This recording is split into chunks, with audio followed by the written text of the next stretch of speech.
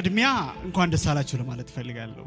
እውነቴን ነው የምላችሁ፣ እንኳን ደስ ያላችሁ፣ እንኳን አደረሳችሁ። ምክንያቱም ብሬክስሩ አሁን ያመጣልን ፐርሰናል ፋይናንስ ትሬኒንግ ፓኬጅ ሰው አላማውን ብቻ ነግራችሁት ተሰልፎ የሚገዛው ስልጠና ስለሆነ በዚህ ዓለም ላይ መፈላሰፍ አለበት፣ ብዙ ነገሮችን ማድረግ አለበት፣ ለዓለም ማበርከት አለበት። ያንን ነገሩን ለማስኬድ ግን አንዱ ትልቁ ነገር ምናልባትም የሚይዘው ፐርሰናል ፋይናንስ ትሬኒንግን ባለመውሰድ ነው ብያምናለሁ። ፋይናንሻል ህይወቱን ባለማስተካከሉ የሰው ልጅ ከሆዱ አልፎ ከራሱ አልፎ ለሌሎች መትረፍ የሚችል መሆኑን የሚያስረግጥ የሚያሳይ ስልጠና ነው። ያለንበት ዘመን የኢንፎርሜሽን ሶሳይቲ ነው አይደለ? ዘመንን ማንም ሰው ወደ ኋላ ሊጎትተው አይችልም። ባይ ዲፎልት የሚመጣ ስለሆነ ሂዩማን ስትራክቸር ሶሻል ስትራክቸር ባይ ዲፎልት የሚሰጠን ስለሆነ በዛ ዘመን ላይ ያለንን የመረጃ ዘመንን ተጠቅመን ለውጥ ማምጣት የኛ ነው አይደለ?